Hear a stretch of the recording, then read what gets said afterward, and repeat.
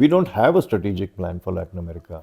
We have never had one. What is China doing rightly? What? They've gone much further. They've got 22 embassies. We have only 16. We haven't got big ticket investments which you could say, wow, look at this. Whereas China is all over the place. And you've seen recently President Xi Jinping went to Peru and he inaugurated the port of Chancay, which cost about $4 billion.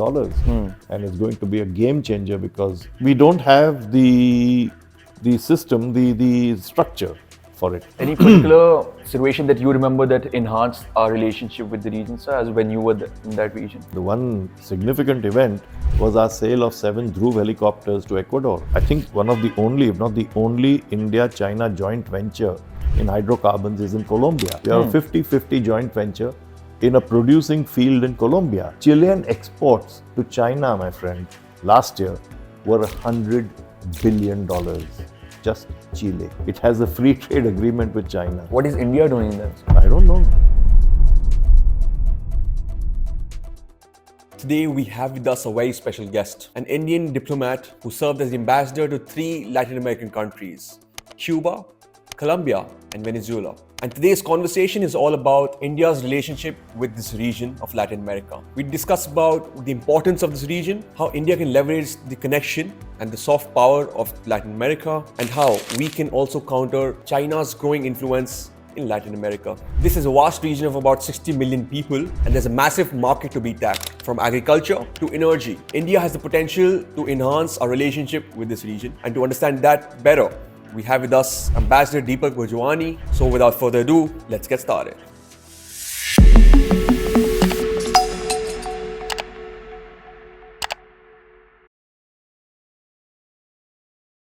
Before we dive into today's conversation, I want to take a quick moment and ask for a favor. We noticed that 93% of you who watch our content regularly aren't subscribed yet. My promise to you is simple. If you hit that subscribe button, we'll keep working hard to bring thought-provoking conversations, incredible guests, and the topics you really care about the most. It is practically free for you, but it makes a huge difference for us, helping us grow, reach more people, and bring even better content your way. Thank you for supporting. It means the world to us. Now let's get back to the video. Ambassador Deepak Bhojwani, welcome to Dive Publishers, sir. Thank you. Thank you. Thank you so much for being a part of this. Been looking forward for our conversation. It's going to be about the Latin America, the region of Latin America and Caribbeans.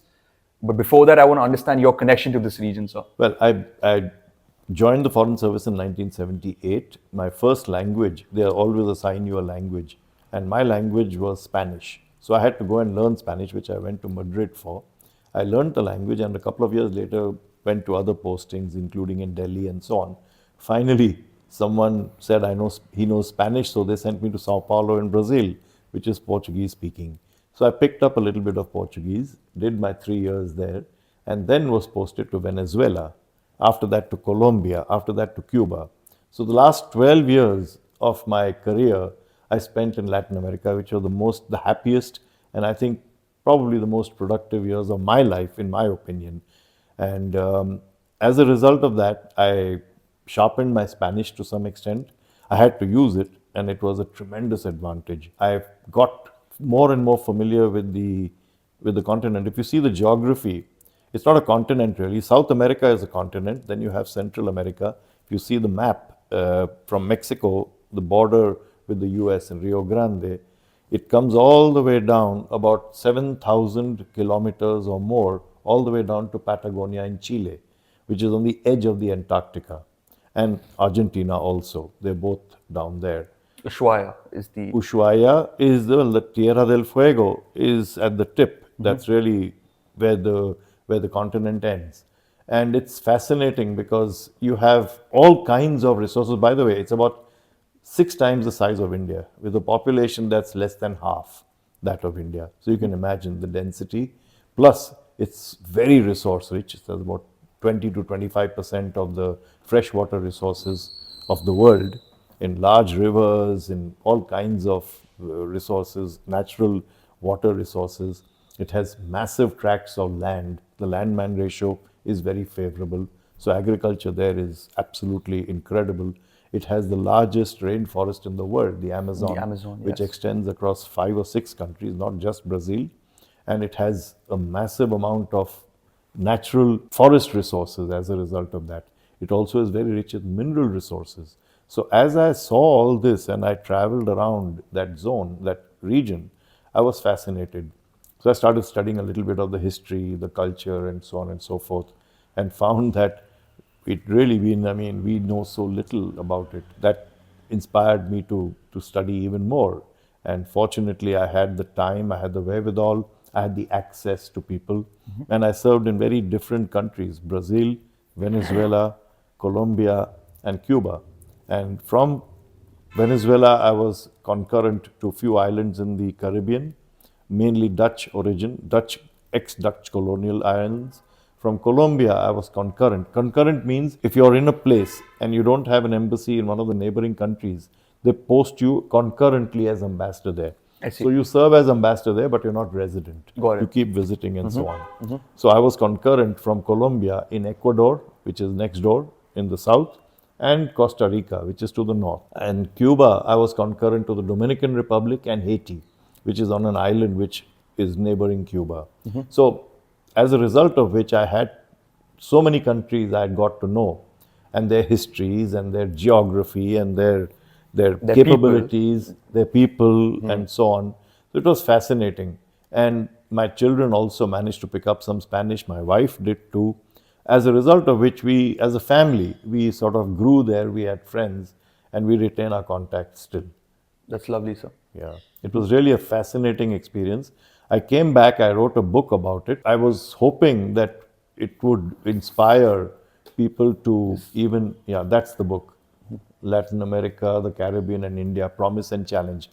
The Promise and Challenge, the subtitle I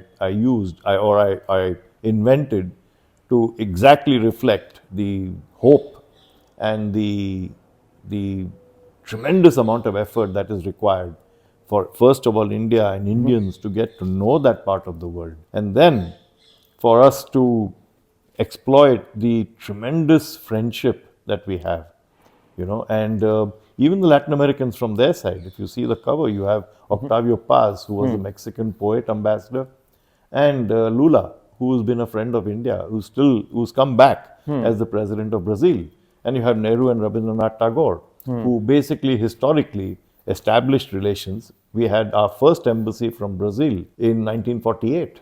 Wow. Soon after our independence. And we had links with them even earlier. There was a common colonial sort of bond that we shared.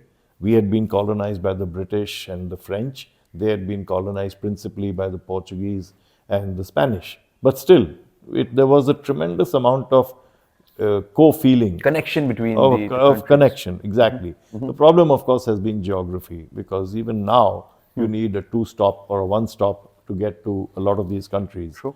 So it's very difficult, or people consider it difficult, although if you see as the crow flies, New York is as far away from Delhi as say, Sao Paulo, as the crow flies. But if somebody tells you he's going to New York, you don't think, oh, you're traveling so far.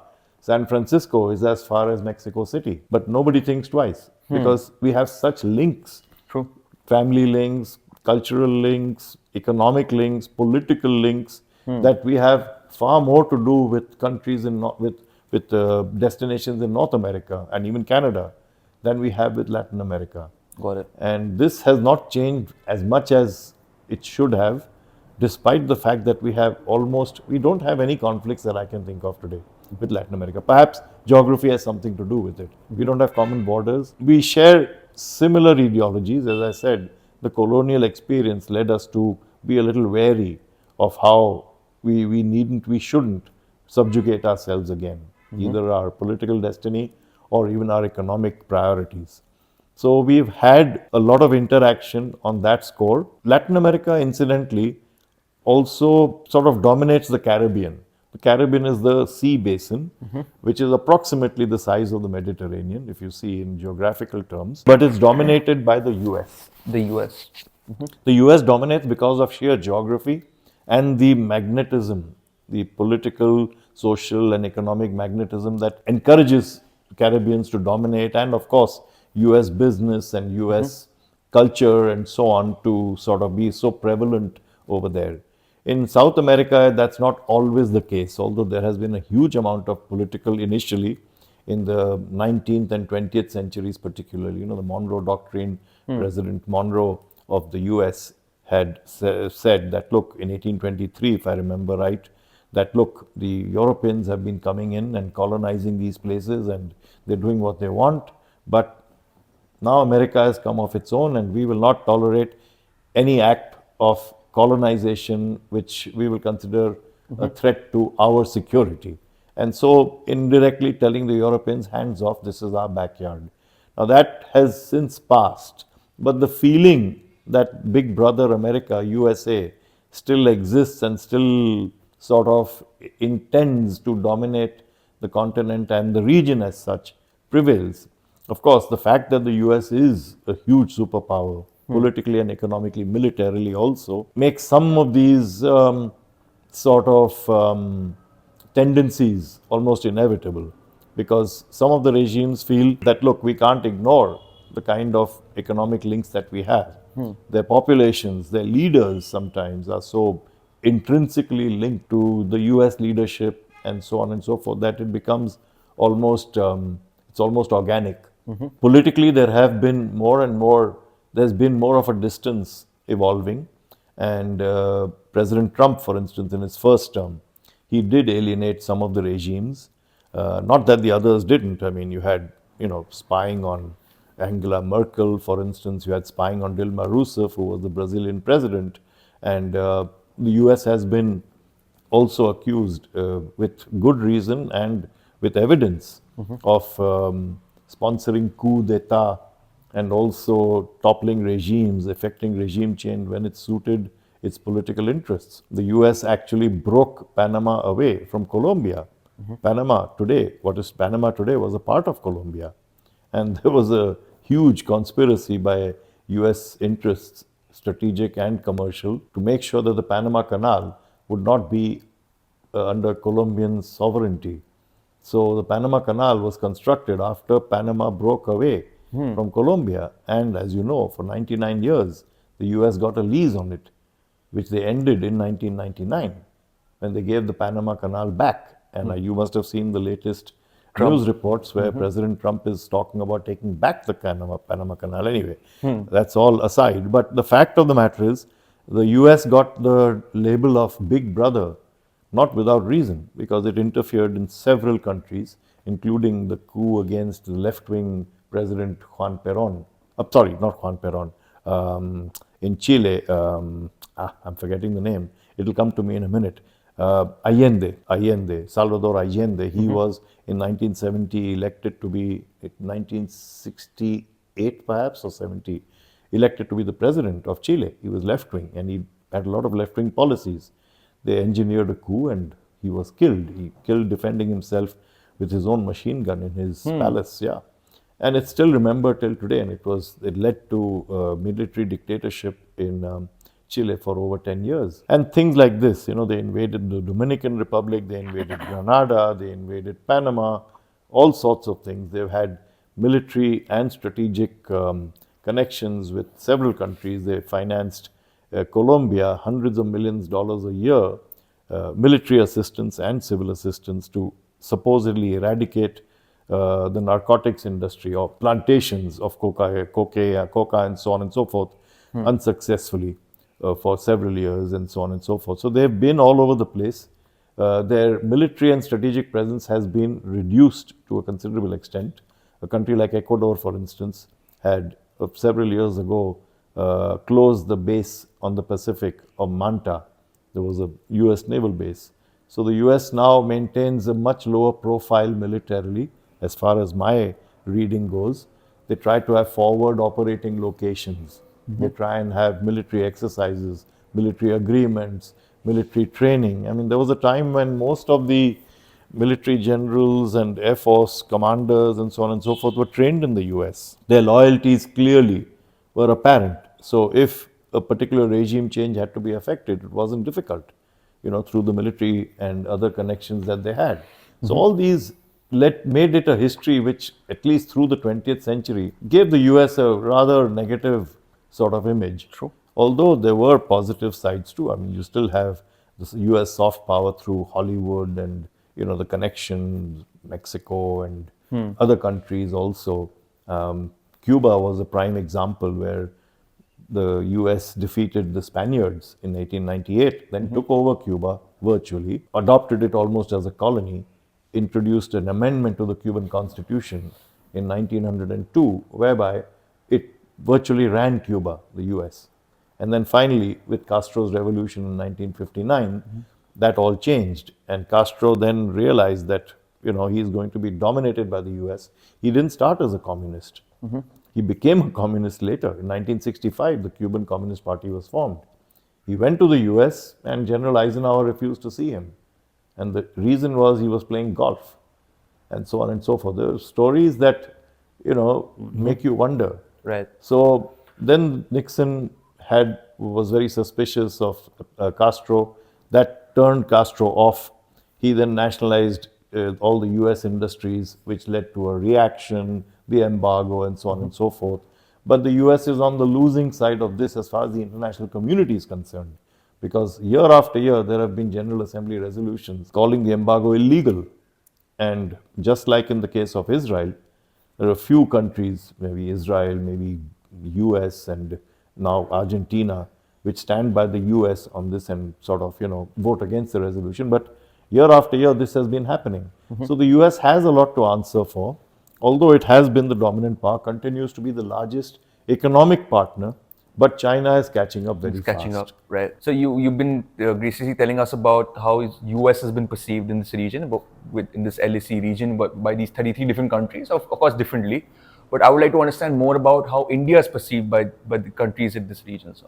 India's journey with Latin America, or its association with Latin America, as I said, goes back to the 20th century, and we started off very well after our independence. And Nehru was a visionary. He had a tremendous idea about geopolitics and so on and so forth, but it went slow. Distance primarily, and we didn't even have jet planes in those days. So my first my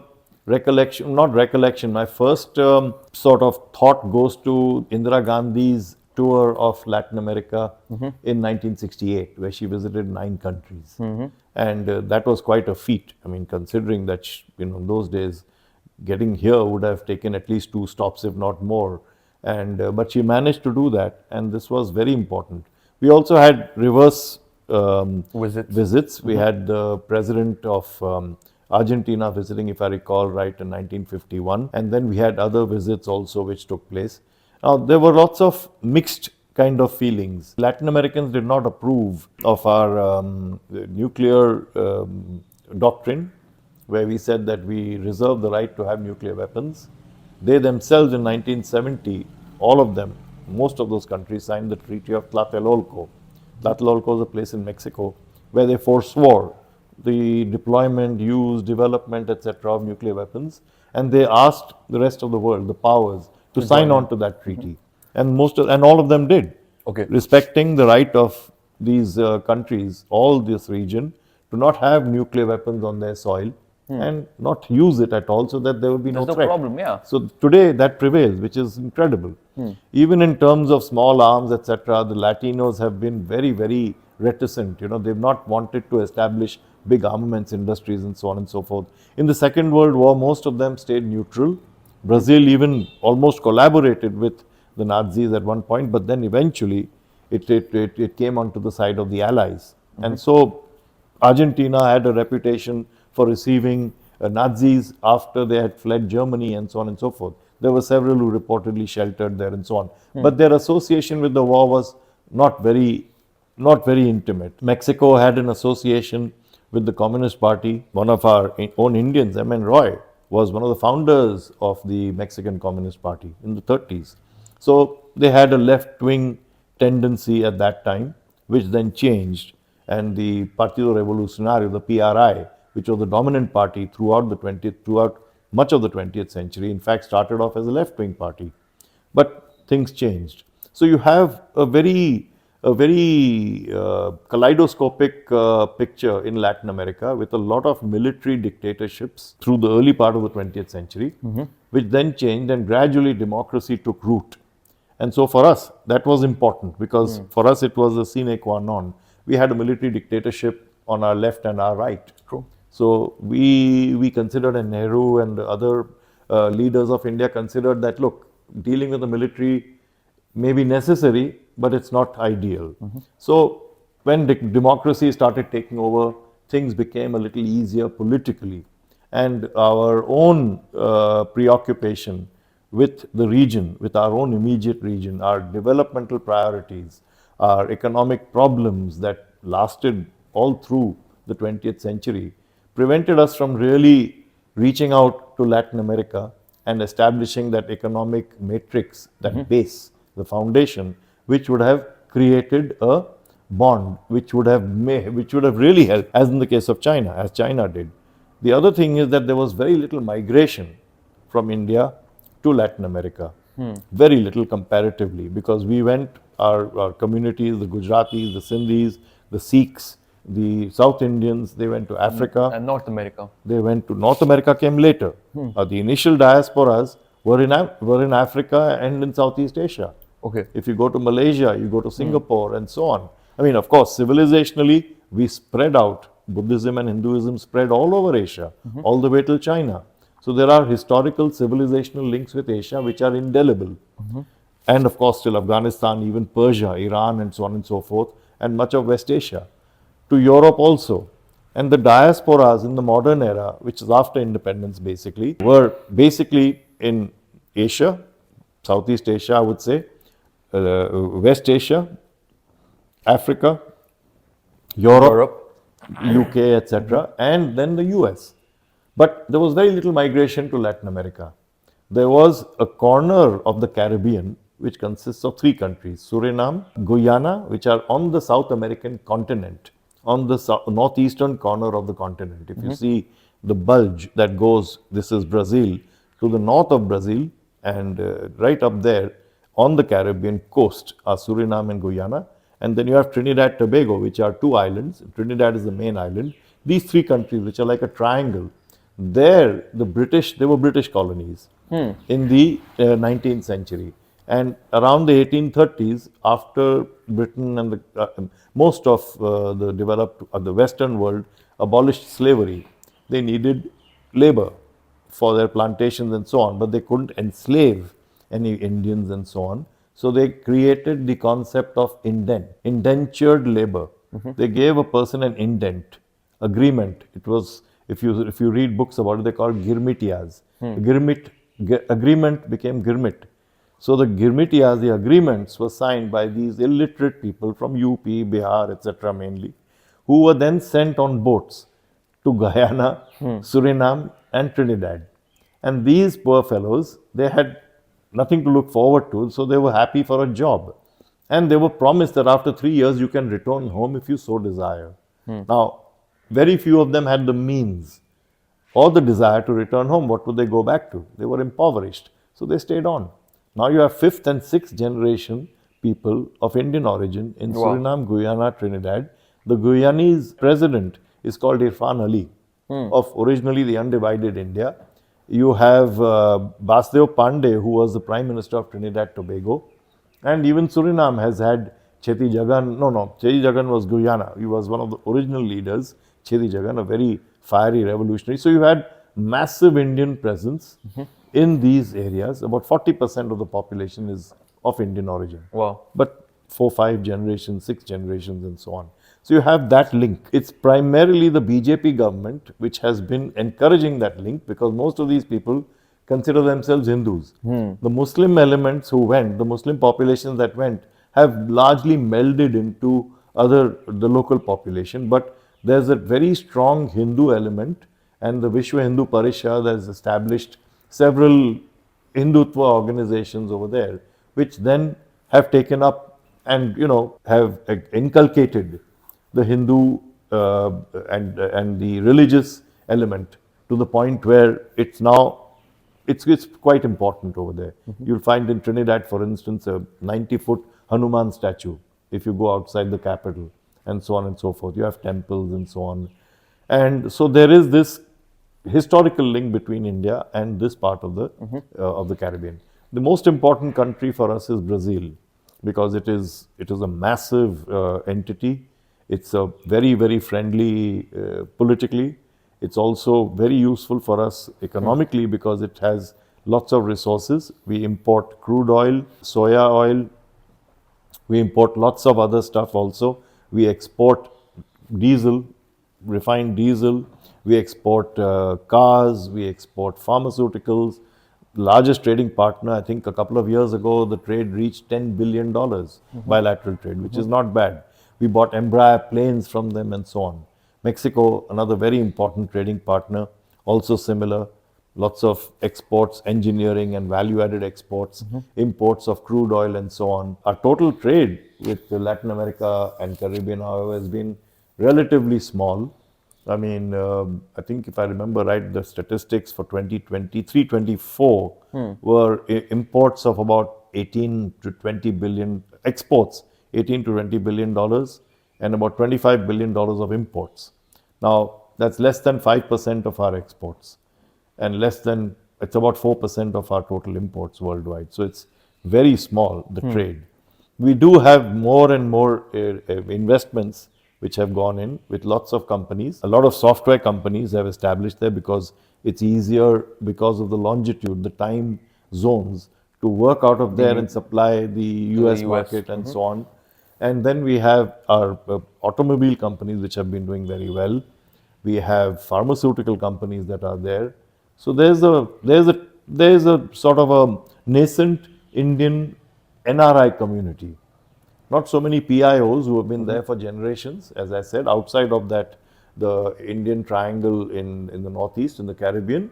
But you have a decent sized NRI community in several countries. You'll see some Indian restaurants in most capitals when you go there. You do have Indian associations and so on and so forth.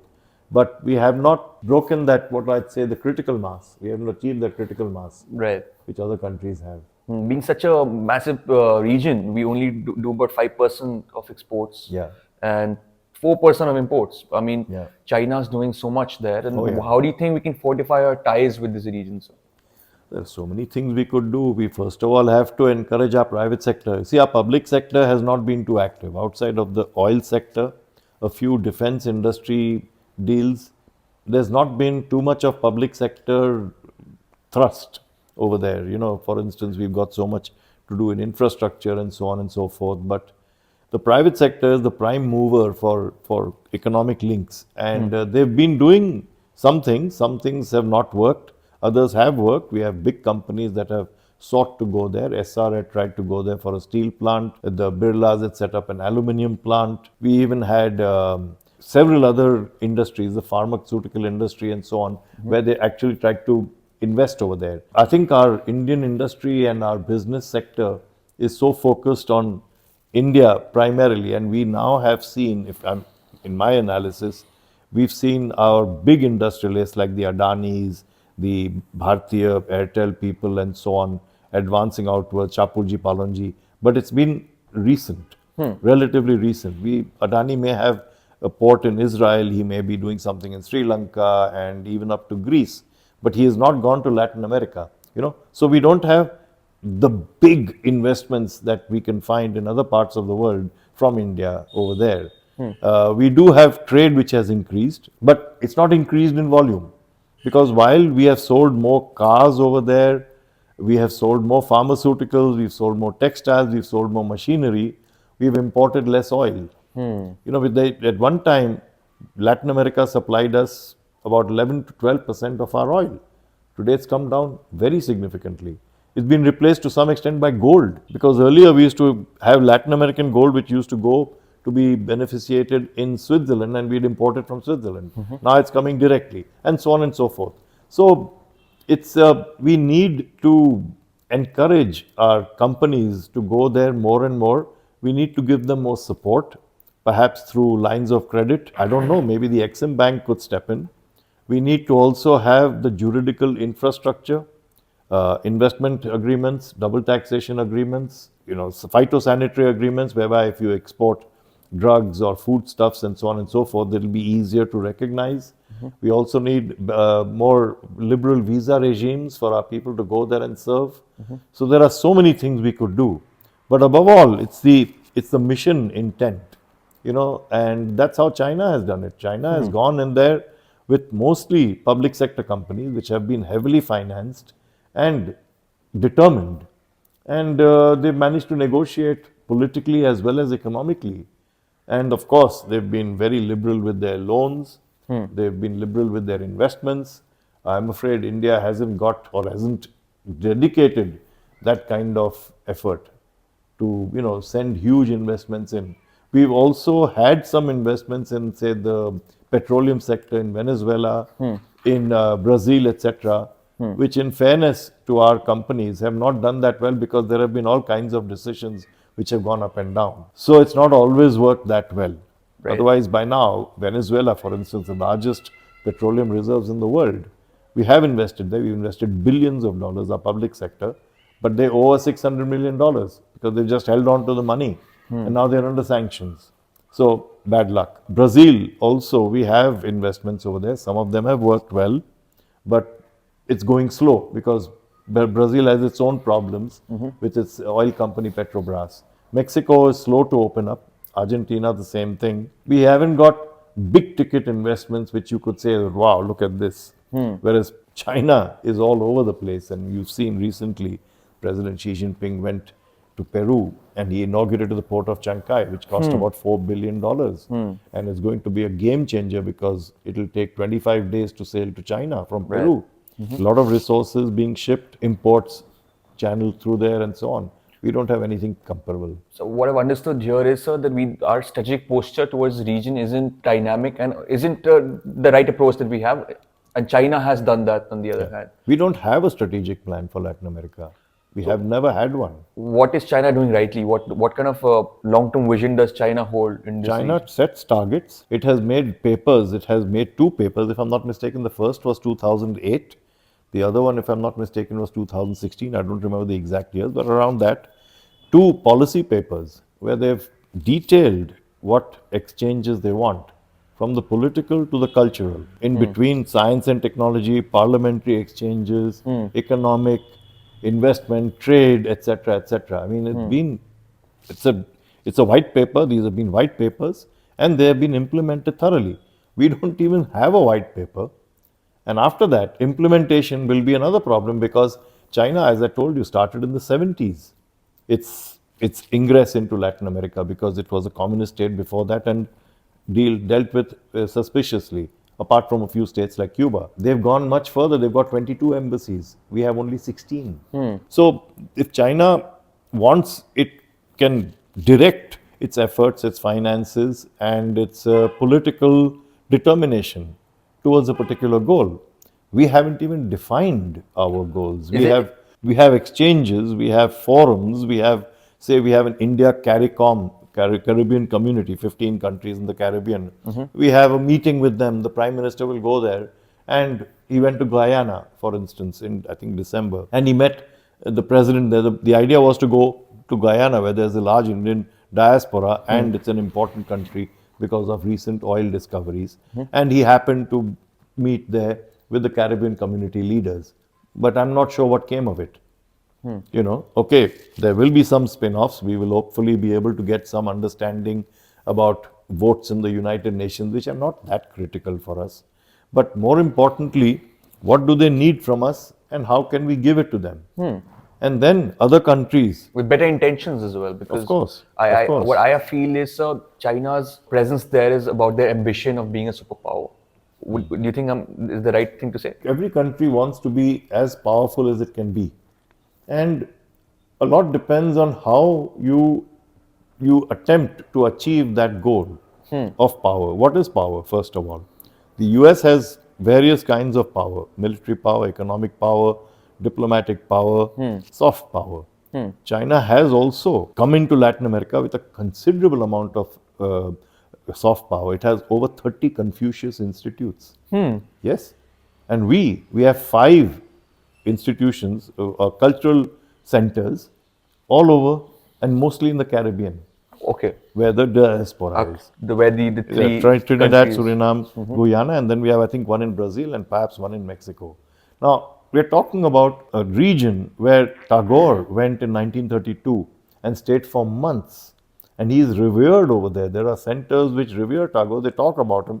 They have, seminars on Tagore, and they've translated the Bhagavad Gita in the 19th century, and so on Wow. and so forth. You have Mexicans who study India. As I told you, there are communities, local Latin American communities, which have Thursday gatherings on Sai Baba, and so on and so forth. There's a huge amount of yoga. It's all over the continent. So we have not exploited it to the extent we can in a systematic mission manner. We haven't dedicated the resources we should. Maybe we are too preoccupied elsewhere. Maybe we don't have the resources So of is China. True, but China perhaps has mobilized more resources. That, look, let's face facts, their GDP is 5 times ours. There's no gainsaying the fact that China can mobilize more resources. We are more focused on our neighborhood, Yeah.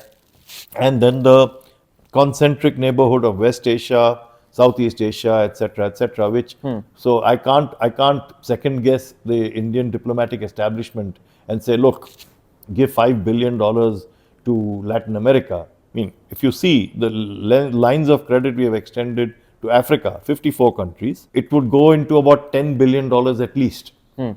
But 33 Latin American countries, we must have given $500 million max over the past few decades. Now, it's you have to see where your priorities lie. What can you get accomplished? The other thing is our diplomatic presence also. As I said, 16 embassies, and the embassies are very skeletal. You have hardly any language expertise. I was fortunate I knew Spanish, and I learned a little bit of Portuguese while I was there. So in the countries I served, I managed to communicate, I managed to do some publicity and so on and so forth, but it's not going to be easy if you don't understand or express yourself in the language. Then you're in the hands of local people who may do so, but they don't have the same understanding. You had the odd serial made Camino das Indias, it was called, and this is about 20 years ago in Brazil. It was about a Brazilian family that loved India so much that they came to India and so on and so forth. It was pathetic because, the way they expressed their Indianness was childish almost. I mean, Right. I don't mean to run them down, but they don't have the same understanding. They don't have the same understanding even of Western, European and American sort of populations. If Hollywood was to make a movie on India, they would research it better. The Europeans do very good documentaries on India and so forth, but the Latinos just don't have that grasp of India. Just to deflect a little bit from geopolitics, sir, I just want to understand the role of an ambassador in enhancing the relations between the home country and the country they are posted at. Well, the primary purpose is to establish a friendship at political level. So, which means you need to meet the leaders, you need to meet the thought provokers, you need to meet the media, you need to meet all kinds of people who would be influential, and of course, anybody else who might then be able to help you in your mission of getting people familiar with India and appreciating it. So that was the primary purpose. So you meet the leaders, you of course you have access thanks to the diplomatic protocols and so on and so forth. So I had a very good relationship with President Uribe in Colombia. I had a very good relationship with President Chavez, who gave me a cell phone, along with a few other select ambassadors. I mean, I didn't realize that he was pumping me up because he wanted to come to India, and he did come to India. In fact, he had a very good visit, and we started crude oil investment process. Finally, it got going from there. I was consul general in Sao Paulo, so I didn't meet the leadership. My mission was not political. It was economic, cultural, consular, encouraging tourism, and so on and so forth. The economic part was very important. And we had huge events where Indian business would come. From Brazil also business would go. But the initiative was primarily from the Indian side. That's the other thing about Latin America.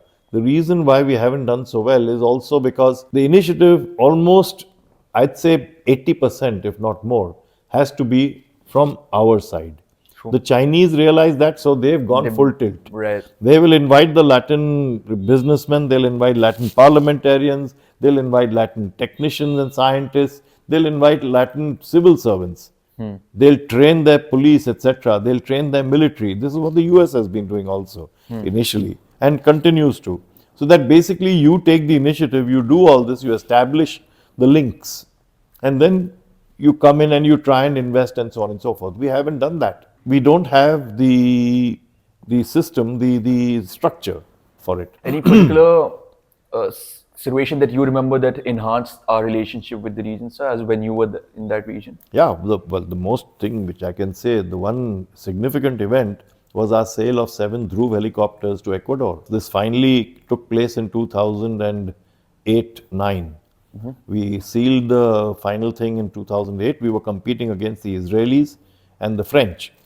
And the Ecuadorian president himself was very keen to buy India because Rafael Correa, he was a left-wing president who had said that, look, I'm not going to just kowtow to the powers that be. And before that, Hindustan Aeronautics had come and they had actually located 2 helicopters for 2 years in Chile, which had expressed an interest. So I told HAL, look, why don't you try Colombia? They tried Colombia, they tried Venezuela. It didn't work so much, but Ecuador was interested. And we fought and we managed to get that contract. And it was fascinating because for the first time, we sold the Dhruv helicopter. We actually got some money for it. In other cases, if I remember Maldives or Nepal or wherever, we just donated the helicopters. But anyway, that went on, but it didn't go much further. The other thing was the TCS, the establishment of the pharmaceutical industry and the software industry, both of which started in Brazil to a very large extent. And both of them did very, very well. The pharmaceutical industry today is all over the continent. TCS, for instance, first set up, its original headquarters was Uruguay, but their main focus was a country like Brazil, which is massive. Today they are all over the continent again. They've got something like 25,000 employees all over the continent. Last I heard, they could have more now. Right. And there are several others, Infosys and so on. So the software sort of presence of India in Latin America, the pharmaceutical presence, so on, date back since my time. I mean, I didn't initiate it, it was already existing, but we encouraged it to the point where, we were engaging with the local governments to see if there's any problem, registration of our medicines and so on and so forth. That's good to hear, sir. Yeah. Look, bringing back the focus again to the geopolitics part of it, sir. China invested about $120 billion, which is about 6 times of what we have invested. And we also saw recently the statement China's invested $268 billion. Is it? Yeah. Okay. As of 2023. Okay. So that is about 12 times than what we have invested then. So, and they do trade, loans, FDI. That means the influence is increasing day by day there. Yeah. Do you think the US realizes that, and is there any insecurity from the US? Huge. The US has been very active in trying to demonize China and claim that China is going to eventually impoverish its Latin American partners. And pointing to, say, the Hamban Tonta case where, saying that, look, they'll eventually take over your land because you won't be able to pay back, etc., etc. But that's the reality as well. Not entirely. Because so you're saying the intentions in that region are more positive? I can't second guess what intentions China has. And I just can say this, from my experience of the Chinese, they haven't exactly had an easy ride. In my days, which I'm talking about the first decade of the 21st century, they were trying very hard to gain a foothold, investing in natural resources. In fact, I think one of the only, if not the only, India-China joint venture in hydrocarbons is in Colombia. We have a 50-50 joint venture in a producing field in Colombia. And we did this in the year 2000 something, I forget. It's working very well because the Chinese supply whatever we need. We need a drilling rig, the Chinese will supply it cheaper and better than anybody else. We need equipment, we need finance, etc. They do it. ONGC, which is the partner of the Chinese company, isn't that efficient. So it suits ONGC to have a Chinese partner. The Colombians are very happy. The oil is being produced and so on and so forth. The Chinese realize that they don't have such a great advantage because of the image that's being created. But they deliver. If they have to build a highway, if they have to build a port, if they have to build, you name it, they've built 3 and launched 3 satellites for Brazil. They've built a space tracking station in southern Argentina. Argentina as well, yeah. There's a huge amount that they've done.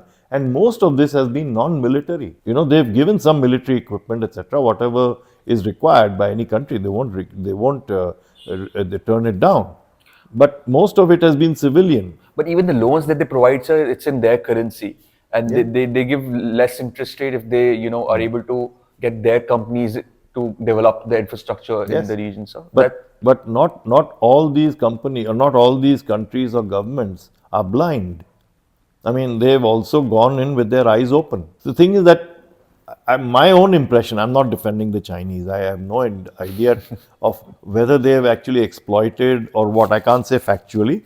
But the US the claims of the US are basically a thing to denigrate the Chinese policy itself. That this policy is going to fail, which I don't think it will. Because you have countries which have taken loans from China, have managed to pay back. How? Because they are resource rich. Sri Lanka did not have the resources to offer China.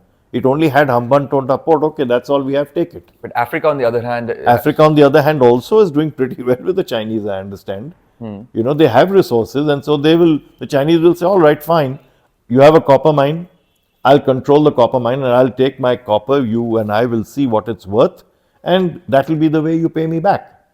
Similarly, from Argentina, they'll buy soya. From Brazil, they'll buy crude oil, they'll buy iron ore. From Chile, they'll buy copper. Chilean exports to China, my friend, last year were $100 billion. Just Chile. It has a free trade agreement with China. What is India doing then? I don't know. Ask our business people and so on. We've gone to $50 billion and we're patting ourselves on the back. Total, with the whole continent. Export and import. Both. As I just told you, I mean, it's less than 5% of our total foreign trade. Yeah. This is the problem. We don't have a mission statement. We have not identified the countries and the potential in each. We have not buckled up or muscled up to create the diplomatic strength that we need for our missions. We haven't established missions sufficiently. So we are not in touch. And then you this is the truth, we don't send our best diplomats to Latin America. The reason I was allowed to stay is because very few people wanted to go to Latin America. They were told, okay, now you've done New York, you better go to Latin America. Things like that. I mean, I'm speaking half in jest. But the fact of the matter is that most of our diplomats seem reluctant to go to Latin America and so have to be almost directed. Is that because of the safety and security? No, there is no security problem at all. There's less security in Delhi than in Bogota. I can tell you this for a fact. I mean, you can get mugged out here, a foreigner, and you can get mugged in Bogota. But I would probably feel my wife wouldn't drive alone over here, and she would drive alone in Bogota. We're talking about Colombia, okay? Sao Paulo, sure, it's a dangerous place, but then so is New York. There are realities everywhere. They're trying to come to terms with these realities. Did you experience any red tapeism in that area? Because it's well known. Lots of red tapeism. But then out here, we are covered in red tape also. True. So, not denying that. Yeah. And even China has red tape. Companies that feel that they can make a profit are going there. Right. So if you can make a profit, you go there. People have been, look, you also have to come to terms with what the priorities of that particular state are. If Brazil says we want you to bring us X, but we want you to also invest, fine. Strides, one of our large pharma companies, set up the first pharma factory in Brazil. I was there for the inauguration. The Brazilians were delighted. One thing led to another. Today, Brazil is a major market for our pharmaceuticals. Why not? So you have these realities which can be created. Mahindra has set up an automobile plant in Manaus, in the heart of the Amazon. Hero has about 8-10 years ago inaugurated a greenfield plant for its motorcycles, and today our exports to Colombia motorcycles a year or two ago was over $300 million. The kits and all are being exported from here. Mexico is our largest market for automobiles in the world. Volkswagen, etc. are exporting to Mexico. $1.5 billion worth of automobiles. So you do have possibilities, opportunities, and of course, the markets are there. But you have to first of all prepare yourself. You have to define what your mission is. You have to define your strategy, and then you have to invest in the strategy. Got and it. you have to create the base, the foundation for that strategy, which calls for language competence, which calls for investment, which calls for agreements, Technology sharing, technology, culture. you name it, all of it. So it's like a holistical review that we got to do with this region and enhance our relationship with trade and people. Essentially, the relationship today is economic. Okay. Yeah. I mean, we do have the BRICS with Brazil. We have Brazil is very, very organically linked with us. We both want to become members of the Security Council, permanent, Yeah. etc. But it's not as if with the others we don't have strategic relationships. So it. consolidate those and then see what you can do from there. But the primary foundation of a healthy relationship and a increasingly productive relationship with Latin America will be economic. Got it. So lastly, I want your take on Donald Trump's recent remark on the Panama Canal that says that the China's influence is rising and he wants to take it back. I want one your perspective on this, and I want to ask you about how things will change now in his second term, Trump 2.0. I can't predict what Trump will do in his second term. I think the priorities of the US, if I may start with the second part first, the priorities of the US have been threefold. One is the narcotics problem, drugs, for which the US is partly to blame because they've got the demand problem on their side. Yeah. You have a demand, somebody's going to satisfy it. Yeah. And that somebody could be as far away as Portugal or Syria produces those tablets and things like that. So it could come from anywhere. Latin America happens to be next door, so they grow cocaine, which has been a traditional plant of theirs. And they also have these cartels which have been set up. The cartels buy their guns from guess where? From the US. So narcotics is their primary, not primary, immigration I would say is the primary this thing. Narcotics is the second. And the third is to make sure that they don't have a security problem anywhere in the hemisphere. So you have 3 points of focus. One is Cuba, which is openly in the Russian camp, and of course with China. Nicaragua, which also is openly in the Russian camp, very hostile to the US, and Venezuela. These 3 countries which are openly hostile to the US. So naturally they become a pain point for the US. Right. So what Donald Trump does with, say, Venezuela, Maduro has just been reappointed or re-elected or whatever. And Trump has said this won't do, etc. Nicaragua, Cuba, we don't know. Obama had made a very, very noble overture to Cuba, opened up relations, normalized to the extent he could. Trump went and slammed it all, threw it all away, broke it down. So it's very unfortunate. But the narcotics thing, I don't think is going to see an early end.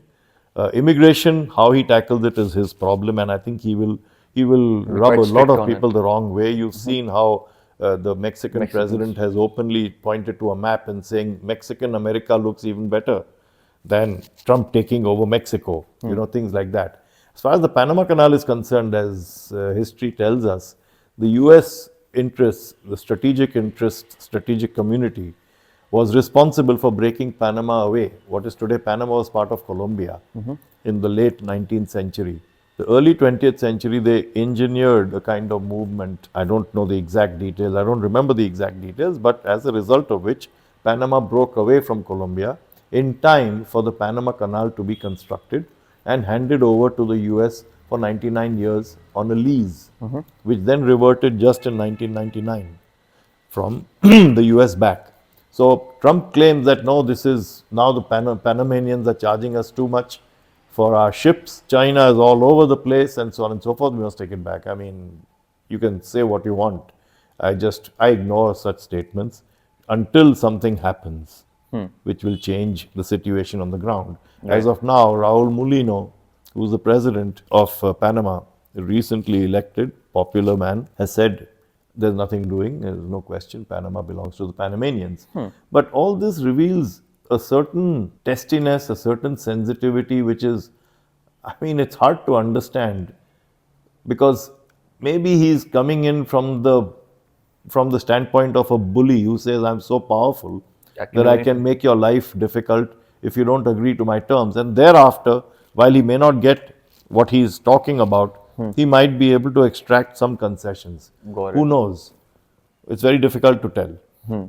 But there is a lot of resentment against the US, and unfortunately, there's this dichotomous relationship situation where people want to migrate to the US, and but they abhor its political stand, and so Got they're it. stuck with the situation. So, what I've understood from our conversation, sir, is that there's a lot of opportunities for India to build our relationship with this region, Yeah. as China is doing, and things will change now after Trump coming in and realizing China's influence. Yes. And right, this has been a very insightful conversation for me to understand this region, because I had never no clue, like many other people who would be watching this, they wouldn't have so much understanding of this region as you have, and you have shared with us today, sir. Well, But before we go, I ask my guests two personal questions, if you allow me, sir. Number one is, if there was one piece of advice you would give to your younger self, what advice would that to be? my younger self. Yes, sir. To your 18-year-old self, what would you tell them? Who wants to be in the same direction as you? Well, in relation to Latin America or In generally? terms of your career, in terms of being a diplomat. Well, I didn't think of my career till I was about 24 or 25. I never knew when I wrote the exam that I would join the Foreign Service, because it wasn't easy. You had to rank yourself in, and I managed. And in fact, I wanted to join the civil service as a domestic IAS. I had a vision of being able to do something domestically. As it happened, I got into the Foreign Service. I wasn't allowed to change it, and so I'm glad that happened. But I would say that it doesn't matter what you're going to be in your later life. At the age of 18, what you need to do is discipline yourself above all. The one thing which I managed to do was, I was like any other youngster in Bombay, where I grew up and studied, subject to all the temptations that Bombay has to offer. And eventually, I suppose I sort of got into a certain disciplinary routine, and took my studies seriously, worked hard at it, and this happened. But I think discipline is the primary focus, I would say, for me. Apart from that, a certain degree of compassion or understanding, because India, I mean, speaking of our context, India is not an easy place to grow up in. So you need a lot of understanding about where you are, what happens, etc., and how you shouldn't always look out for yourself. Because if you do, then you're going to be arousing and dealing with a lot of hostility or adversity, at least. So discipline and tolerance. And tolerance. Yeah. That's beautiful advice, sir. Thank you so much for that. The last question for today, sir, which would be about a book other than your book, which I urge the audience to read if they want a better understanding of the region. I'm not sure if it's available in libraries. There was a restricted print run, but anyway. Other than this book, sir, if there was one book that you wish you would have read earlier in life, what book would that be? That's a tougher question. Doesn't have to be on this subject. Could be life and spirituality. No, absolutely. No. I wish I had read Krishnamurti earlier. But the problem would have been that I would not perhaps have understood him as much if I had not gone through what I had when I read him. I read him around the age of 50, and I began to understand what the meaning of certain things was. The other one was Vivekananda. Because again, I think the problem is that in our schools, we are not, unfortunately, at least in my time, not mature enough to understand the meaning of even a book like Alice in Wonderland, which we claim is a fairy tale. It's not. So there's so much depth in all these. Even the Bhagavad Gita, for instance, I wish I had taken it more seriously. But there is the reason I'm saying is not because I aspire to or I pretend to be interested in philosophy. I genuinely believe that there are lessons in life, and at my stage in my life, at this age, I believe that if we can understand the meaning of things the way wiser people have understood, then we'll be so much the better for it. Beautiful, sir. That's a really. Any particular book that you want to suggest for Krishnamurti? Oh, no.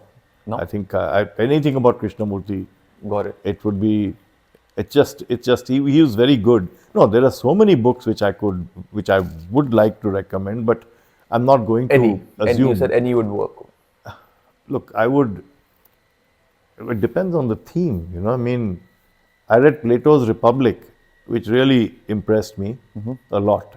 And I think Plato's Republic was one of the central books which impressed me. Then the White Swan, about Ramakrishna Paramhans, The Black Swan. the White Swan. It was a thin book, The White Swan, on Ramakrishna Paramhans. Then the autobiography of a yogi.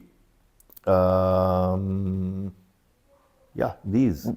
Yeah. And well, so many others, but Lovely, sir. these come to mind. Thank you so much for this interaction. It's been an honor you. having a chat with you and learn so much about the region and yourself as well.